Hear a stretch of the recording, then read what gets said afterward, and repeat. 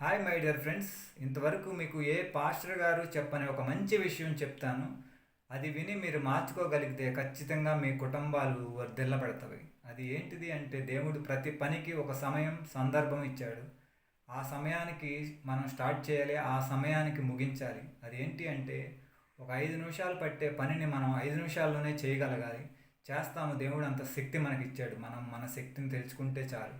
అలా కాకుండా కొంతమంది ఇళ్లల్లో స్త్రీలు పురుషులు ఎవరైనా కావచ్చు, 5 నిమిషాలని అరగంట అరగంట గంట చేసుకుంటూ వాళ్ళకి నెమ్మది లేకుండా చేసుకుంటూ, ఒంటిలో ఓపిక లేకుండా చేసుకుంటూ, సమయం లేకుండా చేసుకుంటూ, ఇళ్లలో అంతా అరుచుకుంటూ కరుచుకుంటూ అసలు నానా రకమైన ఇబ్బందికరమైన స్థితికి కుటుంబాలను తీసుకుని వెళ్ళిపోతున్నారు మై డియర్ ఫ్రెండ్స్. అది మీకు కూడా అర్థం కావట్లేదు.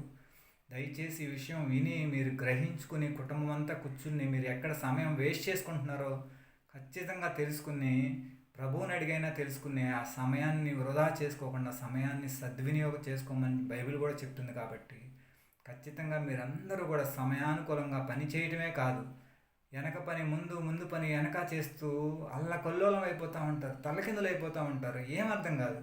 అట్టి విషయం కూడా మీరు మార్చుకుని దేవునికి ఘనత తెచ్చే వారిగా మార్చుకుంటూ ముందుకు సాగి వెళ్ళాలని మనస్ఫూర్తిగా కోరుకుంటున్నాం మై డియర్ ఫ్రెండ్స్. మరొక మంచి మార్పుతో మళ్ళీ కలుసుకుందాం. రండి మై డియర్ ఫ్రెండ్స్.